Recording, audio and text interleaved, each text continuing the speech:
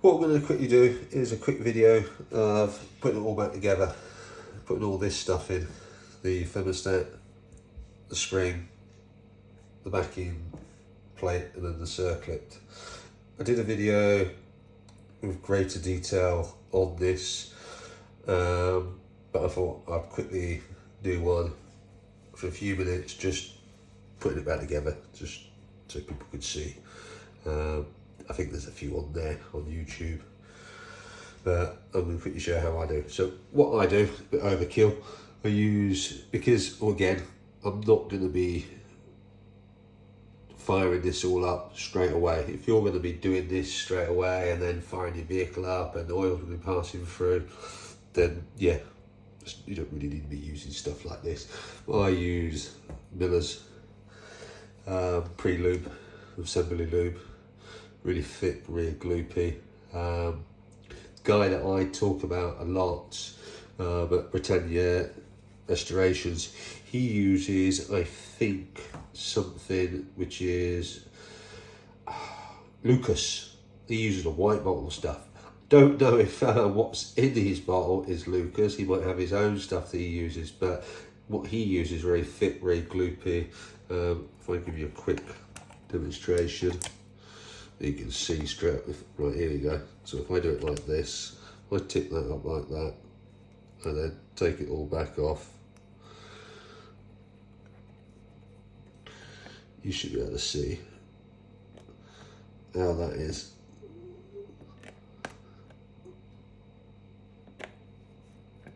It's proper thick. If I put a bit on my fingers, and then I was to go like that, there you can see what it's like. It's good stuff.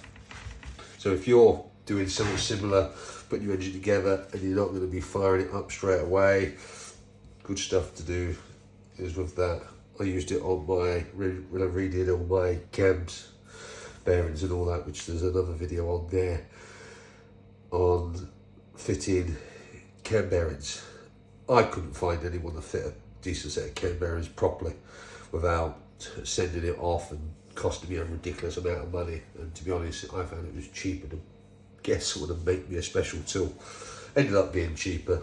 So, but anyway, back to this. So what we're going to do is I've pre-lubed all inside. I've already done this, so I'm not going to have to do it again.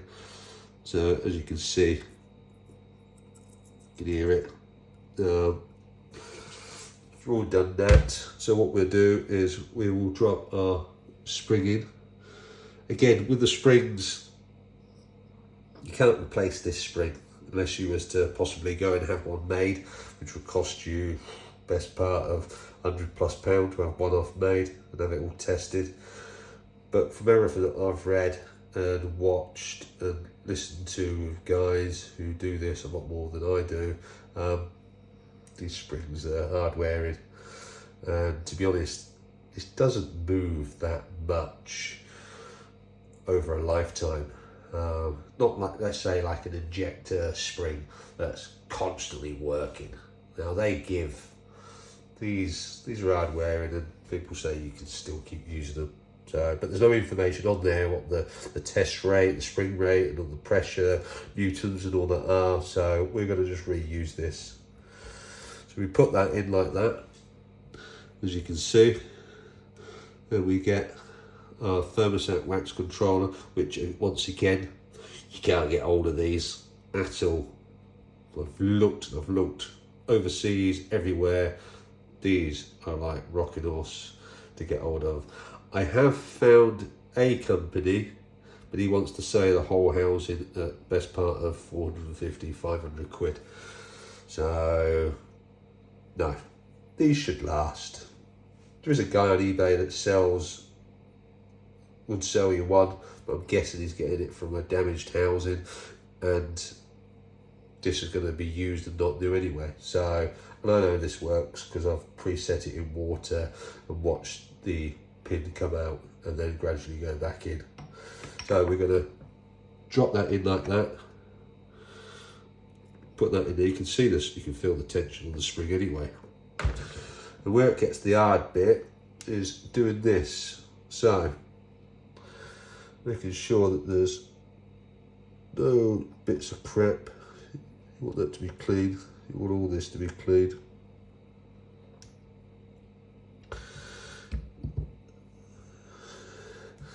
What I should be doing is, this should be in a vise maybe. So if I bring this closer, then you pop it in like that.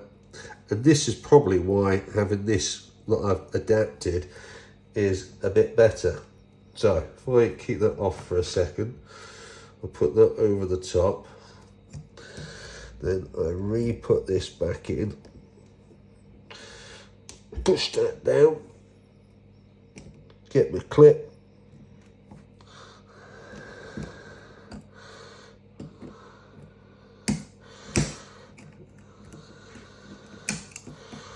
Not as easy.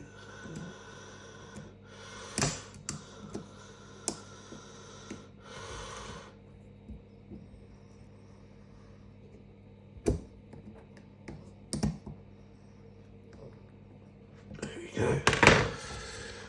Get your tool just to make sure it's all seated. That's it. That's all done. Just need to make sure that is seated. Yeah, that's bang on.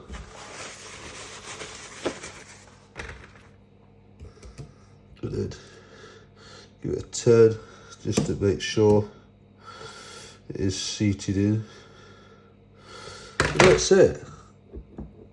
And now, it's a shame we don't have one cut out so we could see how it would actually work with the travel.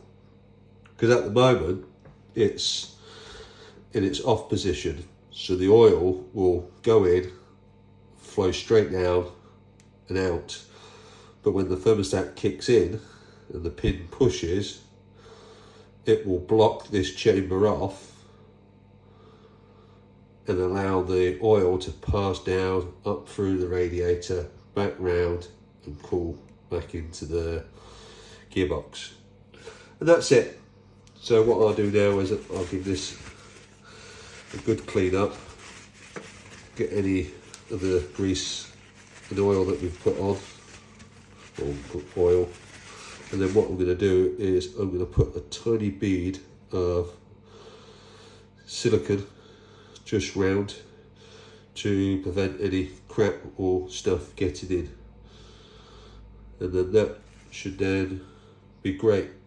But if I ever have a problem where I don't think that's working correctly or whatever, I can now just undo that clip and wiggle that out, the whole lot pops out. I can then do whatever I need to fix it and put it back in without having to remove this. So that's it, and thank you very much. See you later.